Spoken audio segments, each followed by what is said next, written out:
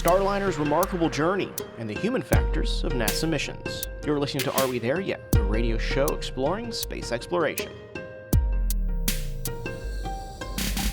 Hi, I'm Brendan Byrne. With the spacecraft's thrusters failing on its way to the International Space Station, Boeing's Starliner mission was a harrowing journey, more remarkable than we first knew. Starliner's commander, Butch Wilmore, shared incredible new details about the mission with Ars Technica's Berger. We'll speak with Berger about what he learned and what's ahead for Starliner. Then, IPEX is a critical moon mission for NASA to study lunar soil, but its control room resides on our own planet. While NASA robots explore our solar system, they are controlled by people back here on Earth. We'll speak with Florida Institute of Technology's Debbie Carstens about her research on the human factors of space. That's ahead on Are We There Yet?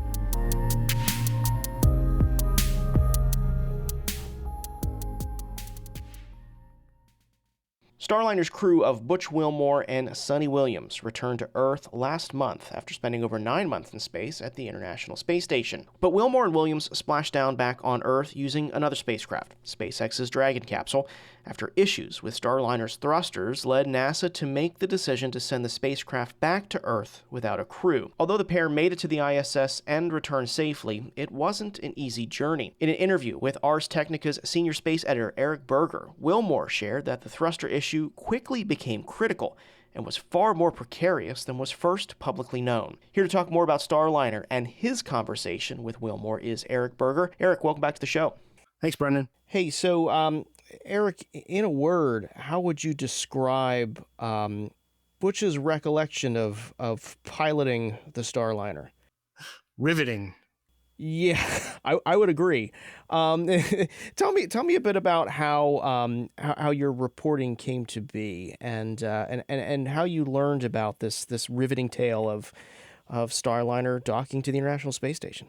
Well, obviously, you and I and other space reporters have been following this story closely for more than a year, through the initial scrubs of the Starliner launch and then the actual launch last June, and then the pretty harrowing flight that they had to the space station with the thruster issues, and then the long, drawn out decision during last summer to finally bring Butch and Sonny home on a SpaceX vehicle rather than Starliner, and then of course the most recent political kind of nonsense surrounding that decision. So it's been a long road, but for me, the one question that really I had not been able to answer in my reporting over the last 10 months or so on all of this was what it was really like inside that spacecraft when thrusters started failing and they were trying to get to the space station. And I assumed it was kind of dramatic, but I certainly didn't know it was like edge of the seats, sitting on the edge of your seats type dramatic, and like lives really were in the balance there for a few minutes as Starliner got near the space station. Mm-hmm. The article you wrote for Ars Technica kind of details that, but if can you run us through some of the high points of what Butch told you about some of the issues that they ran into during Starliner's test flight? Yeah, so there are 28 reaction control system thrusters on Starliner in 4 different pods. There's 7 and 4 different pods around the base of the vehicle that basically control the fine maneuvering of the spacecraft, keep it pointed and so forth. And, he lost one, and then they lost one, and so he took manual control of the spacecraft. Then they started losing more and essentially got down to where they were 0 fault tolerant, which means if they had lost one more thruster, he would have lost the ability to keep the spacecraft pointed in a direction. And he described flying a vehicle this way as really sluggish. And I think kind of the most dramatic point was he had to give up. So they're a couple hundred meters from the space station. NASA asked him to give up control of Starliner because they want to try to reset the thrusters, basically send a pulse to try to restart them or get them to work again. And they sent that pulse. So he has to take his hands off the spacecraft as it's drifting away from the space station. If it aborts, he's not sure he can bring it home safely because of the ability to sort of control its orientation. And 2 of the thrusters come back. So he starts flying it again, 2 of the 4 that were out. And then like almost immediately thereafter, like another one failed. So he was basically telling me that if that 5th one had failed before the other 2 came back, they would have been dead in the water in space. Hmm. That's terrifying to think about. What was going through his mind, or did he tell you what that moment was like to know that there could be no way home? Yeah, it was pretty incredible yesterday, or excuse me, Monday, when we were going through the interview, because you know you know how this works. Like, you get 10 minutes with the astronaut, the public affairs official is sitting in there, and sort of your minder, and like they're sort of very much by the book. Well, Butch decided, I guess, to go off script, because he was just telling me like everything that happened, and the 10-minute interview turned into almost 30 minutes. Um, and he was telling me exactly what he was thinking. He's like, my mind was racing because I was doing all these orbital dynamics, and he's like, I've lost 6 degrees of freedom control. I'm trying to remember like which thrusters I still have, which can offset for the 4 that are out. And so he's like running through all these physics and orbital mechanics and all of the pilot training that he's had over the years, trying to sort of keep up with the failures and make sure he can continue to fly Starliner despite these limitations. Um, I think it is worth saying that, he is one of only 2 active shuttle pilots still left in the astronaut corps. There's Eric Bowe. So he was very much the right person for the job, given the experience that he's actually had flying vehicles in space. One thing that was really insightful in your piece, Eric, is you did mention that point that he is one of the few, one of two, that has had that experience. He's been an astronaut for as long as he had, but you also wrote about his training in the simulator and how they would throw all of these different scenarios at him so that he could be prepared. But the scenario that he ran into in docking with the International Space Station was not even one that they thought to try, right? It was that dire. Yeah, he he said they had never tried a force thruster out scenario. And that's exactly what he faced. He said, but basically because he'd been through all of these other training exercises. He told me that the lead trainer for Starliner Rendezvous and Docking is a volunteer firefighter here in League City, Texas, near Johnson Space, and also the city where I live. And he would get off his shift at 5:30 on a Saturday morning and see if Butch wanted to join him in the sim, to kind of just continue to train. And I think one of the reasons he did that is because he was well aware of the thruster issues that happened on the first flight of Starliner to the space station. This was an uncrewed flight back in 2022. And so he wanted to be as prepared as possible if he got into the very situation that he did. It wasn't all that bad at the start. It seemed like he was really enjoying flying Starliner. In fact, gave its handling one of the best ratings ever. Right? Do we know what happened between those initial checkouts and docking with the station? We really don't. It seems to be some combination of turning the thrusters on and off rapidly, firing them for a longer period of time, and putting more wear and tear and use on them as they got closer to the space station. The issue is that there's a doghouse, quote, it's basically an enclosure. There's 4 of these around the base of the service module of Starliner. And each of these doghouses has a number of different thrusters in them. So you've got all of these. Apparently it gets pretty hot in there, and there's some issue with overheating that was tripping the flight computer to turn these thrusters off or to deselect them. And one of the reasons that I think it's going to be quite a while before we see Starliner again is because NASA didn't quite get to root cause after some of these failures were observed after the uncrewed flight test. And so now that these issues have happened again, especially with sort of the experience that Butch and Sonny had, I think they're really going to have to get down to the physics and root cause and make sure they understand the problem before people fly on Starliner again. And what makes that so difficult is they can't get their hands on these thrusters, right? This is part of the vehicle that burns up in the atmosphere on return. That's exactly right. That's the thrusters that had problems on the test flight back in 2022. They didn't get those back. As you say, the service module separates so that only the crew capsule basically comes back and lands in the desert, and those thrusters burn up in the atmosphere, as you said. And the same thing happened with this mission. They did some tests with Starliner once it was docked to the station with the service module, and the thrusters did pretty well. And then they tested it on the way back to Earth, and the thrusters did pretty well, but they can't like test fire those same thrusters on the ground. So they're going to have to basically take, these RCS thrusters, well, probably for the next Starliner vehicle, and really put them through their paces and see if they can mimic or recreate the conditions that they observed in orbit. And that, of course, will be difficult because you're firing these thrusters in White Sands, New Mexico, which is not exactly the same environment you encounter when you're in orbit. As you mentioned, Butch Wilmore's recollection of what happened is riveting. It was dire, but it's far different than kind of the narrative that NASA and Boeing had painted about this approach and the issues. The way that they were talking about it had really downplayed the severity of the control issues. What does this mean for the Starliner program moving forward?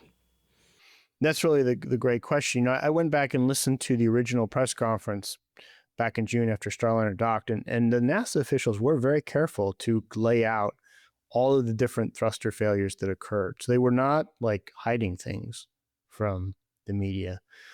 We just didn't have any idea of what it was really like inside Starliner and how harrowing it actually got. There was no real sense that they really were at risk of losing control of the vehicle.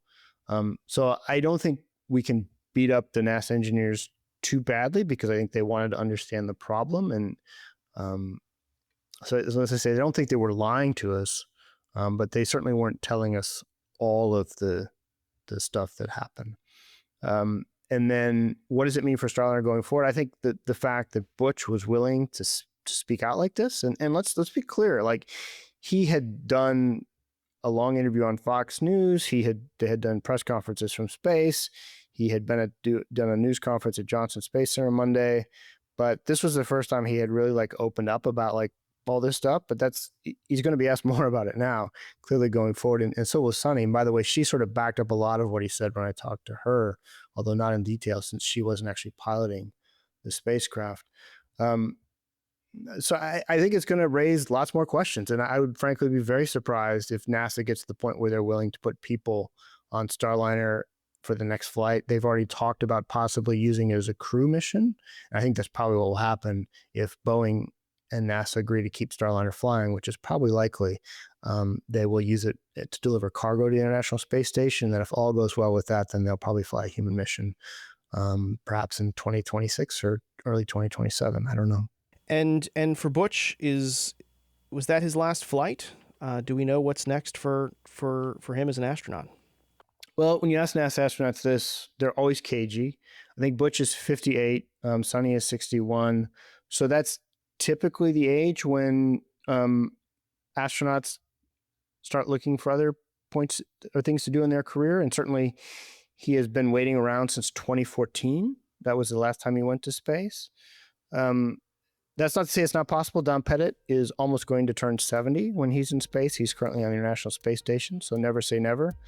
But they said something interesting Monday, which was that, yeah, sure, they'd be happy to go to space, but there's a lot of other people in the astronaut office who should also go to space. I suspect in a few months we'll hear about them both moving on to do different things, but neither of them were going to say that definitively yesterday or this week. Eric Berger, thanks for joining us. My pleasure. Eric Berger is a senior space editor at Ars Technica. We reached out to Boeing for an interview or a statement on Ars Technica's reporting, but we did not receive a response. Still to come, making mission control more comfortable. Even things like treadmills at desks or even like balance boards, things like a sit-stand workstation, so that people can have that movement and not feel stiff. That's just ahead on Are We There Yet?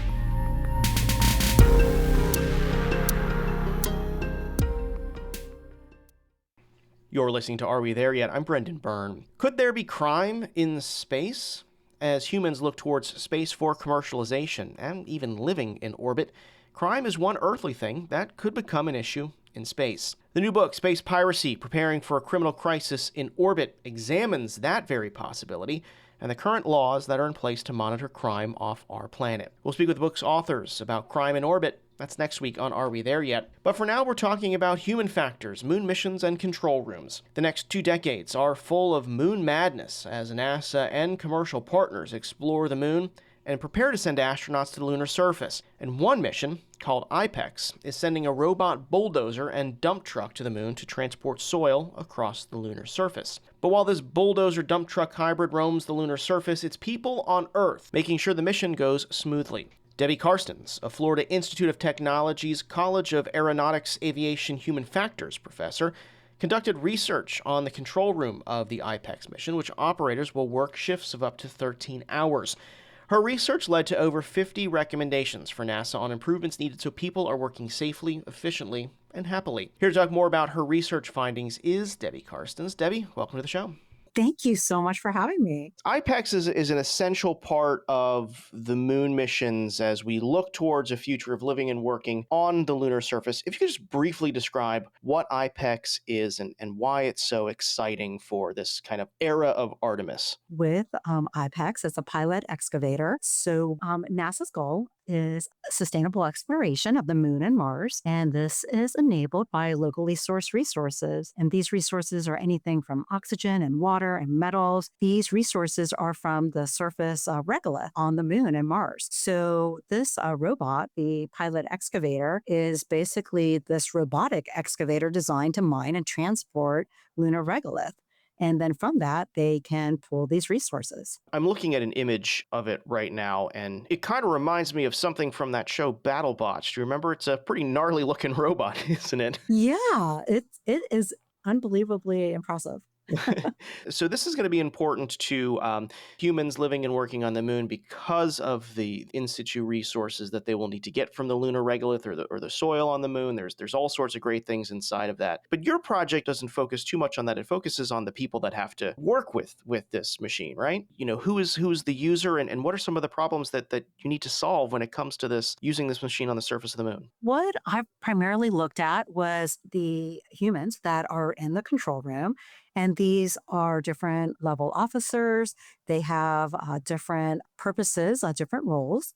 Also telemetry, even the people that help design the software that goes along with the IPEX. So with this, I interviewed individuals and I really wanted to focus on how can I optimize their human performance, also safety, and looking at also how to optimize their efficiency. So really human performance, safety, and efficiency was my main role. And I really just wanted to find out what was working really well for them right now with these demos that they've gone through where they would be there for 5 days in these simulated missions. And I wanted to just see what we could take away from this in terms of good and anything also that just needed improvement. What were some of the things you found? And to be clear, one portion of your research, you're looking at potentially astronauts on the lunar surface, right? That are going to be using this robot, right? And some of the problems they may run into. Exactly. So what were some of the things you found? So over 50 recommendations came forward, and some of the times it was to, of course, keep doing the great things that they're already doing. In other cases, there was just some tweaks that could be made. So basically, there were 11 different key themes of identified recommendations. And these themes were anywhere from like displays to even their rest areas because they would be working for 13 hours straight. And then, of course, they would have another shift come over. So when looking at displays, there was a lot of usability considerations. So this was anything from looking at the current font size. The way the control room was set up was pretty good. It's a fairly small room, which on one hand, you might think, oh, well, more space would be nice to have. But on the other hand, it was really great for these teams because they had the ability to easily interact with each other, easily problem solve. They could hear what was going on within the different desks in the room. And it really just made for a really nice, cohesive team. Can't express that enough, how much I enjoyed working with these individuals. As far as displays in particular, looking at usability considerations, then were anything such as font size. There were 2 different rows of desks. So obviously the people on the back would have to, be able to see that font size well. Also, even menu navigation. A lot of times they just needed to do quick zooming in and out or adjusting of the camera views that are on this IPEX. So for instance, if it gets stuck on some type of rock type feature, then they need to be able to see it from different angles so that they can problem solve and fix it. So sometimes that's what was needed to be displayed on these screens. And then also even just color usage. Color usage is great, provided someone's not colorblind, but sometimes color can be overused. So there was balancing act of just looking at how these displays were designed and even the drill down capability of these displays. It's one of those issues and human factors that we often encounter where sometimes there's a lot of clutter. And sometimes that clutter, one person's clutter is another person's information. However, sometimes that clutter is just a distractor. And you really have to think of these displays as this is the only real estate you have. So, what's most critical to display? However, if something with the mission changes and you need to now display something else, we need to be able to easily pivot to different screens and views and just information for individuals in the room. This control room, would it be here on Earth or on the moon with the astronauts at the Artemis base? This particular one, obviously, is here. They would still need, just like there's always a mission control, they would still need that for when they're operating something, somewhere else. But the problem is going to be just like with gaming and such, there's always going to be these lag times. And so even though control room would be here, they're going to have to deal with lag time. And there's still going to also be obviously individuals on the moon and Mars that are going to need to be able to communicate and work together and problem solving. So Debbie, as technology improves, we're getting access to so much data.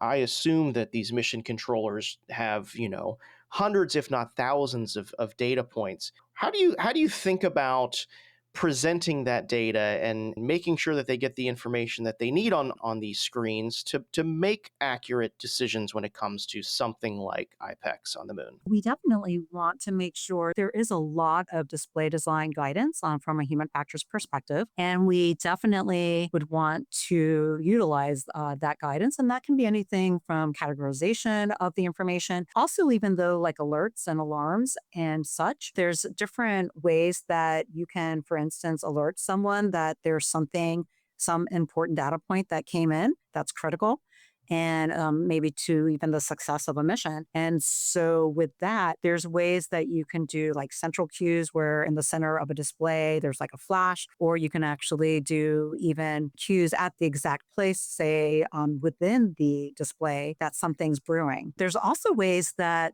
we can make for consistency of displays. So for instance, let's just say the visual person could sit and have basically 3 different columns. And let's just say that you're measuring different, I don't know, temperatures or some type of fluids, or in any case, some type of number that you're looking at. And let's just say for column 1, a number of 50 is something good. And let's say at the bottom of that column, you have a 0, and then let's say it goes up to maybe 100 on that first column. And now let's go to column 2. And let's say whatever we're measuring there is important that it stays higher than say 80. Then you could also do say 0 to 80. Now we go to number 3, and let's just say that anything higher than 10 is good. So then what starts to happen is the user can get overwhelmed really quick because they're looking at 3 different columns. The important number for each column is very different. And what we could do instead is we could flip these columns so that sometimes you go from 0 to 100 with 0 at the bottom, but other times maybe you go from 100 at the bottom to 0 on top. And then that way, by flipping all of this, you could just put one line across these 3 columns, and basically anything above the line, you're telling the user, the operator, that it's bad. And anything below the line is in a good state. And so that's a way to just simplify a lot of data really quick. So we make for consistent type tools within the display so that we as the operator can easily get in and get out and get that information that we need and get it within a timely manner so that we can have a successful mission. Debbie, you mentioned that the operators of this could be at their workstations for up to 13 hours at a time. I mean, what kind of comfort factors do you look at as well? I know I'm sitting here at my desk and, I get to get up and take a walk if I want to, but I'm also not controlling a robotic spacecraft on the moon. So how do you take that into consideration? And what things do you think about for comfort for such a long period of time sitting and working at a control station? So some of the different ideas that came forward were even things like treadmills at desks, or even like balance boards, things like a sit stand workstation, so that people can have that movement and not feel stiff like they might when they maybe depart an aircraft. So it's nice to just have that ability to have some flexibility. And then also during their off time, where they're still there when they're on rest break. So they basically are on some of those 13 hours and they're off and they keep rotating. And so a different shift is there at the same time. And so you'll have someone working X number of hours, then the next shift come in, and while they're rotating, now they're suddenly moving into the rest break area. And we talked about getting these things called balance zones. It's something that might be unique specifically for Kennedy Space Center. It really just involves some exercise equipment, but that way, at least when people are in that rest state, they can actually do things that are going to help them eliminate that stress and get re-energized, and then go back into the control room with that fresh state of mind, which is so very needed. There's even discussions of maybe, is there going to be type of rest areas where someone could even nap? So just like in hospitals, doctors have that. So there's a lot that we can learn from other safety critical fields that we could bring in to this very situation. Debbie, finally, you mentioned you're looking to some other industries, like the hospital restroom that you're bringing into this. Do you foresee some of the findings that are going into the control rooms of the future as having applications outside of space exploration? Oh, I absolutely do. I think there's so much we can learn from other industries. I mean, just take anything from even how Disney does people movement, and they do it so well. And you could take that and help with like airports and other large spaces where other transportation type modules. And so why would this be any different? Well, now I'm going to strive for an office that mimics the control room of the future, nap room included. Debbie, thanks so much for sharing your research findings. You're so welcome. That was Debbie Karstens, a Florida Institute of Technology's College of Aeronautics Aviation Human Factors professor. That's going to do it for this week's show. If you're not already, be sure to subscribe to the show's podcast feed so you never miss an episode. Do that on the Central Florida Public Media app, the NPR app, Apple Podcasts, Spotify, really wherever you get your podcasts. Stay connected with the show on social media. Our handles are at AWTY Space on Instagram and Facebook. If you got an idea for a future episode of this show, or you want to join us as a guest, shoot us an email. Are we there yet at cfpublic.org? More space coverage is on our website. Visit cfpublic.org/space. Are We There Yet is a production of Central Florida Public Media. Producer is Marian Summerall. Our intern is Allison Castillo. Editorial guidance from LaToya Dennis. And support for Are We There Yet comes from you, our listeners. Until next week, I'm Brendan Byrne. Thanks for listening.